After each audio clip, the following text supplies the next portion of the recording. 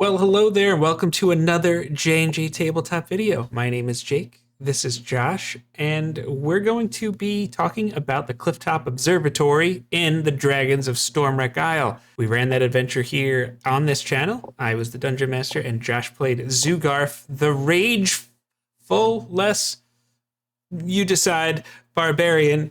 And this video is going to be broken down into two parts. Basically, the first part is we're going to kind of go over the material that the adventure module itself presents.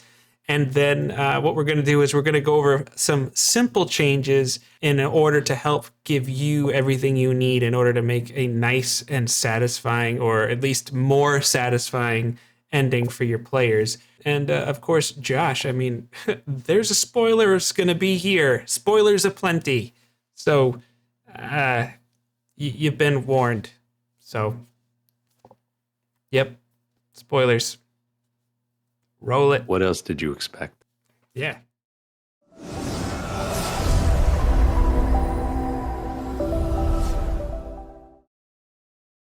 As we previously mentioned, we're going to be going into the Clifftop Observatory, which is the finale of this adventure, and I'm excited to get into it. Jake, tell us a little bit about the overview. During its heyday, the Clifftop Observatory was a marvel of magical innovation.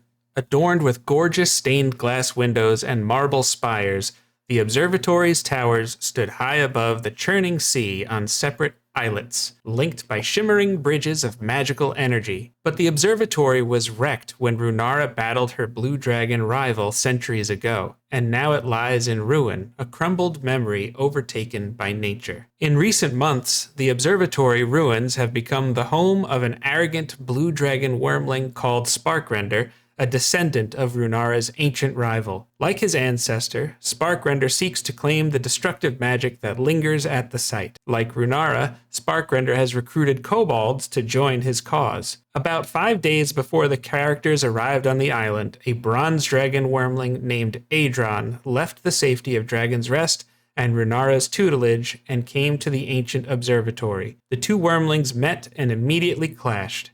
Sparkrender attempted to turn the bronze wyrmling against Runara, but Adron's hatred of chromatic dragons was stronger than his disagreement with Runara. Ultimately, Sparkrender overpowered Adron and imprisoned him in the observatory ruins. Sparkrender believes Adron is the key to unlocking the observatory's magic and claiming his ancestors' power. With the bronze wyrmling imprisoned, Sparkrender began planning a ritual that will awaken the spirits of all the island's dead dragons and bind them to his will at the cost of Adron's life. Yeah, Josh, I have a feeling we're going to talk about that ritual quite a bit in this video. There's a lot, actually, in that section. Earlier, I think it says not centuries ago, but 100 years ago, she battled it. Runara as an adult. If she took out an ancient rival, that would be quite the accomplishment. There's just a lot here. This is just rough. It's just rough. I'm skipping ahead, but I just want to ask, because I don't recall this being actually in the mechanics of the ritual. If the ritual succeeds, does Adron die? See, now that's the thing. They kind of don't really talk about the ritual ever succeeding. Yeah, that's true. That's true. That's why it doesn't show up. But yeah. It's We're going to get into that later, so you definitely going to want to watch the adjustments we make to this. But Josh, let's talk about the arrival to the Clifftop Observatory, because I think it's pretty simple. It's not a long trip. You can go by land, you can go by water if you want, but no matter how the group wants to get there, there's some kind of like scene where Sparkrender does a little flyby, kind of sets the tone. I think there's even crystals on the ground for, if they, because of lightning discharges, which I felt like in our playthrough that was like, oh, that's a little something. That's kind of neat, there's a dragon about. Here we're going to fight a dragon. We're level 3. It'll be fine. And the way that Sparkrender finds out that you're coming up, and the reason he does his flyover is if you go by land, one of the kobolds puts one lantern out. Yeah, if you go by sea, one of the kobolds puts 2 lanterns out. If you go by land and sea, they put 3 out. Because 1 and 2. Sparkrender says they've double crossed me. They've come by land and sea. Oh my God. And that is a very, very old joke. that I hope so. I feel like My Alarin would goodness. get it. But Yeah. anyway. Speaking of the kobolds, Joshua, talk to us about the kobolds. Yeah, so let's start with the two kobolds that we already know the names of, Mila's brothers, Mech and Min. We've talked about these two kobolds quite a bit, and the way that you're going to see them is they're going to be being harassed by Sturges. And if you're a fan of this channel, you know that we hate Sturges. They suck. I actually thought they were okay, but I see what you did there, which I like it. Thank you. I think in this setting, it's actually all right. No, I do agree. I think Usually they're just obnoxious. I think it does add something to this encounter, and it gives your group the opportunity to save the kobolds from the Sturges. And then maybe you find out, oh, hey, these are the mysterious Mech and Min, the marvelous Mech and Min, you know? I actually feel like in our playthrough, I could have had them maybe mention Mila or something like that, but I don't even think you guys knew who Mech and Min were at that point. I don't remember that being as prominent. And if we did, I don't think we remembered because our playthrough was a little weird, and even though it wasn't that many sessions, there was some time in between some of them. So that's true. I think that definitely played into it. But assuming you're doing this like week after week or consistently, your players are, and if you're making it a big thing like we've kind of been talking about, your players should know who Mech and Min are, and you're giving them an opportunity to kind of save them and befriend them and maybe get them the heck out of here before you get into a battle. So I think it's just a fun maybe RP moment there, or you could just go murder hobo and kill him. See, and I like choices like that. That's actually one I do like that as one of the first things that they come across. But there are 5 more kobolds in reserve in section D3. It's like their little camp section where they live. There's 3 regular kobolds and 2 winged kobolds. There's also like this little astronomical contraption model thing that depicts Toril, the name of the world. You know, you got the moon, Soluna, you got the sun, and 7 other unnamed planets for the solar system. It also shows like a comet. The comet's supposed to pass by very closely to Toril soon, and that's what Sparkrender plans to utilize for the timing of his ritual. But Josh, too bad. It is a genuine shame that none of that matters, because the ritual just, again, we'll talk about that pretty soon, but it's just, I feel like they put this here, and it just doesn't matter. It just doesn't matter. That bothers me. But Sparkrender. So after this, you know, they're really gonna go check out the kobolds. They're gonna check out some like other weird library section. Not really a library, but Sparkrender's really the next part that the players are gonna go to. And when the book says he's sleeping, he's a CR3 creature. You have a group of 4 level 3 characters, and he's sleeping. It just doesn't make sense. No. This is why in the very first video, I was like, the difficulty of this adventure is quite low, and this is a big reason why. Yeah, I really would not recommend using that. Having your players walk up on a sleeping big bad is just, it really just shouldn't happen in general, but it especially shouldn't happen by mistake. This is just general DM advice. If you're planning something and your players have this really great plan where, you know, they want to catch the big bad with their pants down. If they work hard for it and it makes sense, let them have that opportunity.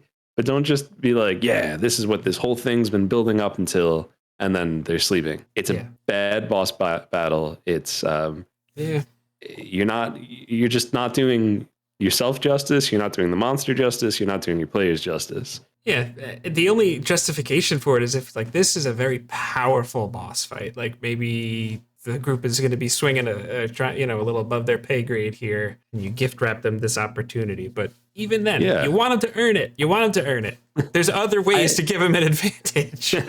Yeah, I guess I should clarify. Like, you know, you could have that Smaug the dragon moment where the giant dragon that Bilbo couldn't possibly beat is sleeping, but not this. Not anything like this. But this. Yeah.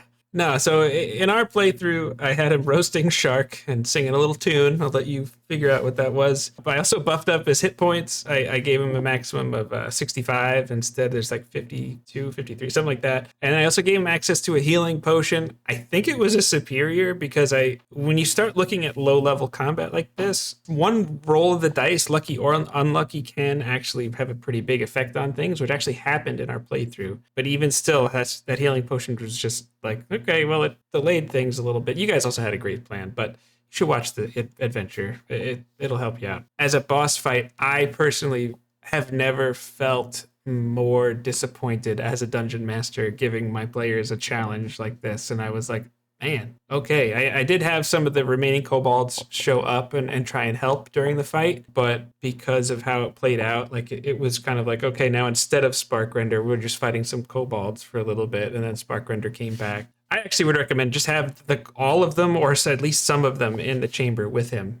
Maybe just keeping an eye on things or whatever. But Josh, the ritual just doesn't even matter. Yeah, it really is a shame. Like, it's genuinely a shame. We're not hating on this. The ritual, the fact that they had a ritual and they created mechanics for a ritual, I was very excited about. It didn't come into play for our game, but when Jake told us about it afterwards, I immediately pulled up the adventure and started looking at it. Yeah.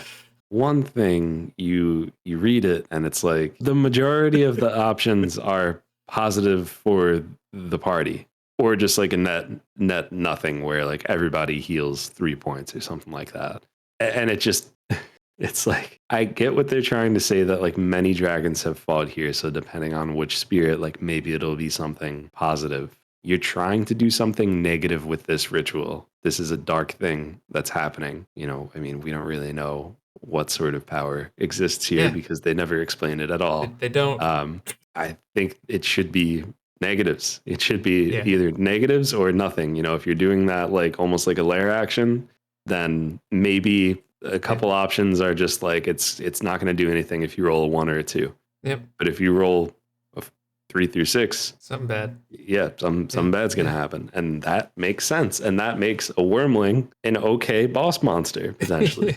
It's true. I mean, it feels. Really, it's just designed as window dressing. It's not anything of substance. It's just fluff. Kind of. I just think like episode 1 of Star Wars, where Anakin's like, let's just spin or whatever. He's like, that's a fun trick. Like, let's do that. Like, it's just, and I don't want to hate on the adventure, but I will hate on this boss fight, and I'm perfectly fine saying that. I just am. It was very poorly designed, and like it even has the thing, like you alluded to it earlier, Josh, like, oh, he's going to use Adron in the ritual. Okay, so Adron just doesn't even come into play unless he's here.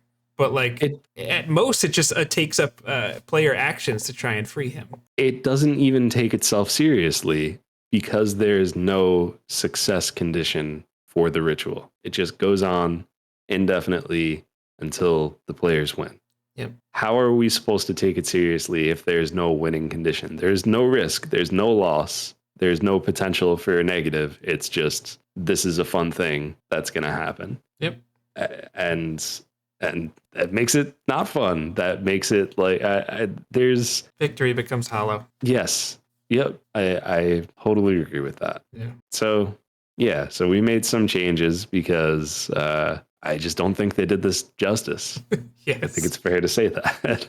Josh, when we were planning this video, you and I, we sat down for probably an hour and a half. Yeah. And just coming up with different ideas. We were like each one more gonzo than the next, it felt like. And like you made the statement, I think, of saying something like, I feel like each one of these ideas almost would require or like earn its own video, to just dedicate it to each one. I mean, we had connecting Sparkrender to the shipwreck quest and have the ritual somehow be connected to Orcus, like maybe if it's completed, he becomes like undead or like a little baby Dracolich, something like that. Yeah, we also had the idea of, because there's so many different dragons that had fought and lived on this island and they're involved in the ritual, that maybe if this succeeds, then Sparkrender is pulling some sort of power of Tiamat and he'll just like sprout another head or maybe 2 more heads or something of a different color and just make him like a little mini like Tiamat boss. And one of my favorite ones, and Alarin, I told you I would mention it in this video, but Alarin in our Discord server mentioned that thought it would be cool to have like a little mech suit that's powered by Sparkrender's lightning breath and kind of like inspired or like tie it somehow to the lost laboratory of Qualsh,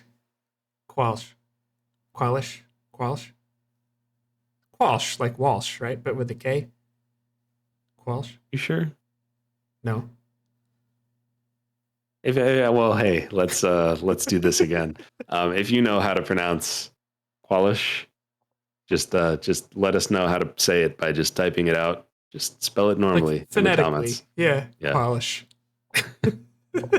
I think the mech idea is a lot of fun. I think all of these ideas are a lot of fun, but it just speaks to how messed up this is and how much work you would need to do to make this work, because there's no real lore for the ritual and what's actually happening at this place either. So you really have to create that. So what we decided to do, take a step back.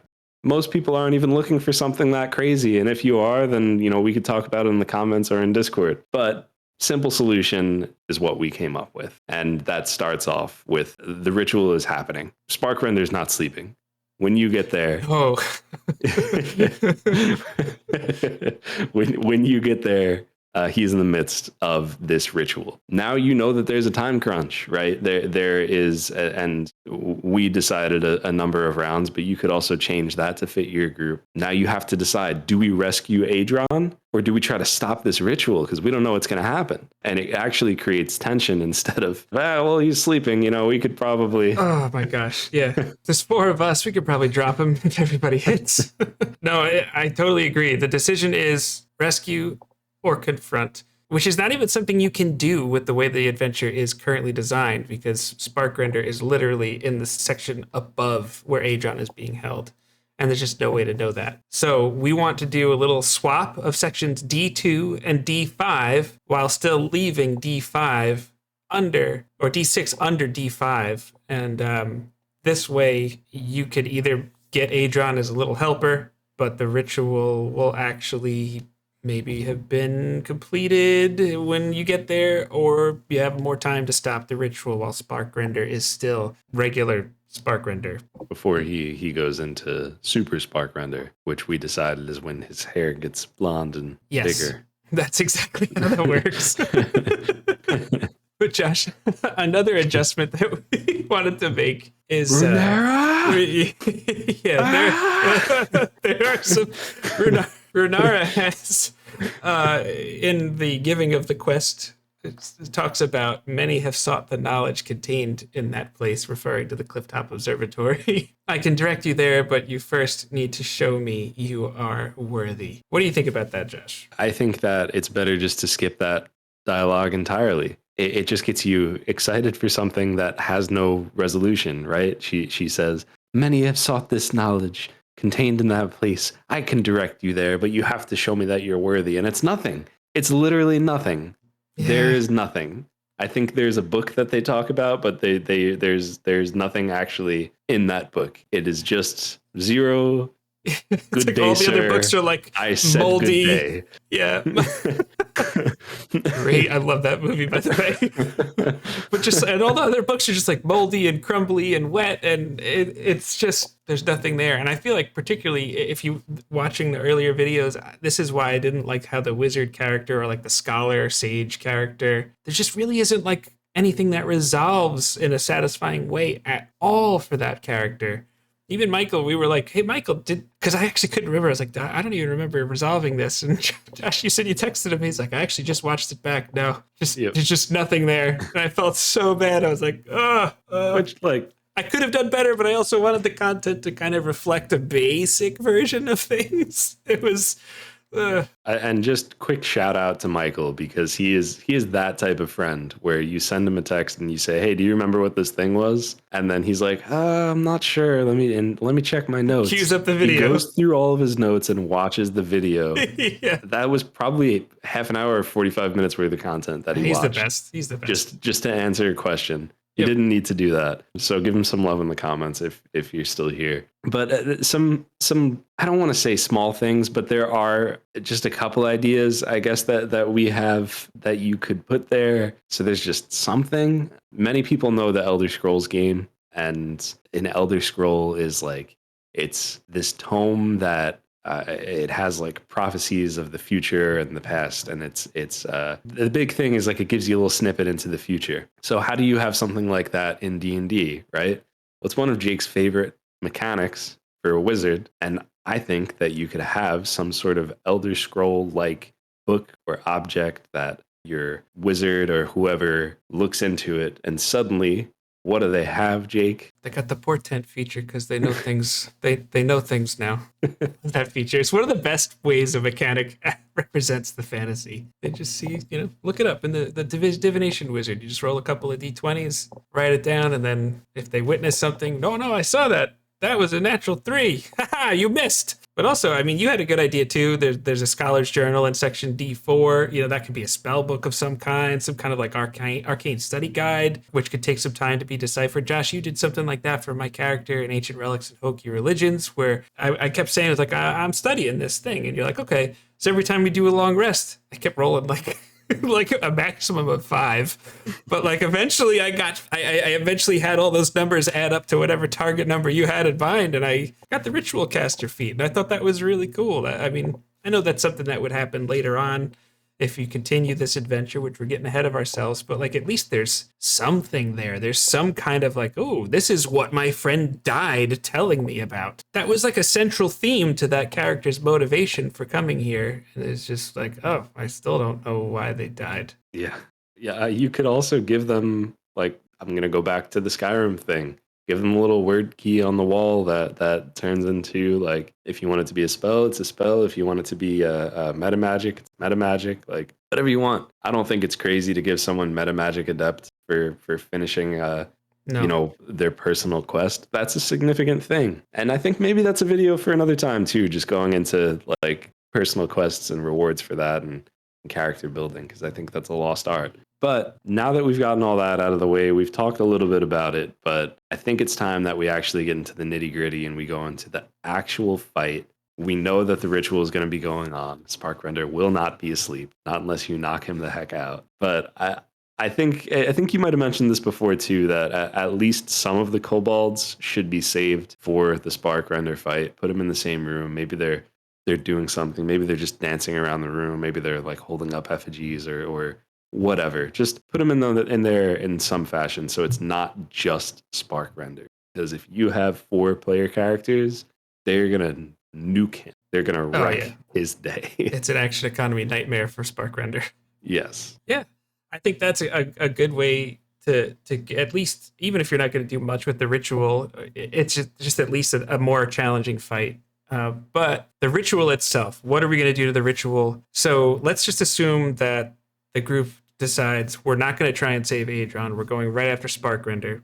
In this case, the ritual is in the middle of being worked on. And so for us, this will complete in 3 rounds. I actually think there's a decent chance the group might kill him, but I think that's part of what having the other kobolds in the room will help maybe mitigate some of that and make this possibility. And then after 3 rounds go by, that's when the ritual is complete. Maybe you can window dress the heck out of it. Lightning comes from the sky, or Sparkrender is engulfed in magical light of some kind, like chromatic light. And now Spark Boy gets resistant to non-magical bludgeoning damage, piercing damage, and slashing damage. He has advantage on all of his attacks. If he uses breath weapon, it automatically recharges and then goes back to like 20 HP if he was below that. And then you get 3 rounds of Super Spark Boy, and then he just disappears as the comet flies away, assuming he lasts that long. That's actually a pretty long fight. 6 rounds of a fight would be a pretty long one. So in that case, like that at least has stakes, that has urgency, that has failure conditions. Like I think you mentioned that earlier, Josh. The other way to go about it is if the group does rescue Adron first, when they get there, they see this event happen, and now they see Sparkrender having resistance to non-magical damage throughout the entirety of the fight, but they have Adron as a helper to go do what they got to do. So the group is also more powerful. But still, I like having 3 rounds as a time limit because you could do a lot there with that. It gives you a reason to play again, too. Why does he disappear? I don't know. It's not our job to decide that for you, to be quite honest. I would be happy to theorycraft with you if this happens in your game and figure out something that makes sense if your players want to keep going on the story. But it gives your characters something to do afterwards. They failed here. Why did they fail here? What does that mean? What is this? What happens now? Maybe they want to find out. One other thing just about the ritual, you're not going to, I mean, maybe you will, but most of us aren't going to tell our players, hey, you have 3 rounds. Got to get it done in 3 rounds, There's this magical hourglass. But what you can do is talk about this comet that's going through the sky. Oh, the comet you're just starting to see it. Oh, it's moving up. It's right overhead, and there's all these energies and everything and whatever, and there's electricity popping up, and it doesn't have to do damage to them, but there's electricity, and some of the effigies are bursting up into smoke or whatever. You see the spirits of these dragons swirling around, throwing some visual cues that it's about to go down. It's going to add to the excitement because your descriptions are going to be cool, and you're also adding to the tension and letting your players know this is going to happen. It's going to happen soon. So something along those lines. Get creative with it. But I think more and more dragon spirits showing up and where the comet is in the sky is a good place to start. Whether or not the party defeats Sparkrender, I'm going to assume that the kobolds, that they do finish that and the party survives. Never know. But when they look at the ritual materials, I really like the idea of making the cursed shipwreck part kind of, I'm going to say matter, but I mean matter to the story as a whole. And I like, even if you're not going to do some kind of gonzo, like Dracolich baby zombie kind of thing going on, you can at least have materials in there, like maybe there's books and scrolls referencing rites that Orcus has provided them with. And you could start dipping all sorts of clues for like, hey, Tiamat and Orcus are teaming up. Like, that is bad news. Like, what the heck could be going on with that? So I kind of like having some clues there. It just leaves a lot of unanswered questions. And then, like I said before, with the ritual caster thing, like you did for me in Ancient Relics and Hoki Religions, so I just adored that. So at least there's a little something there. I know, Josh, in an earlier video, you referenced perhaps there's a spell book too that the wizard character could find. I really like that, but I think that's some pretty good information for the aftermath. So let's talk about then ending things here. So the book says that Runara's, happy to see Adron back, and as a reward, she gives characters potion of healing, some pearls, some treasure items there. And the group, of course, is welcome to stay. Dragon's Rest. When you hear your family. So it's either like, the Fast and the Furious or the Olive Garden, that kind of a thing. And then she actually does grieve Sparkrender's death if Sparkrender does die. She is all about finding unity and bringing everybody back together again, because that's something that is one of her main values. And if you wanted to continue playing these characters, I think there are a lot of opportunities, especially if you implement some of the suggestions that we made in this video. I think you could make up your own adventures. It's very popular for a lot of people to want to try and tie this adventure with Lost Mines and Dragon of Icespire Peak. I think Dragon of Icespire Peak, leveling wise, kind of maybe fits a little easier there if you want to know how to run that adventure. We did a whole series and playthrough on that, so I would highly recommend you check that out as well. Personally think it would be kind of cool to tie this into Tyranny of Dragons, especially if they lose and Sparkrender disappears. There's an infinite number of possibilities, and that's why we love this game. That's what makes this game incredible. That's what makes tabletop RPGs incredible, and that's what gets Jake and I excited. So if you have any fun ideas, or if you've played this, or if this was helpful for you, drop us a comment or say something in Discord. We'd love to have a conversation about it. Well said, Josh. So thank you so much for watching. Don't forget to check out some of the videos that are on screen now. And if you have any other questions, let us know in the comment sections, and we'll probably get back to you and possibly even make a video just for you. So thanks for watching, everyone. Take care.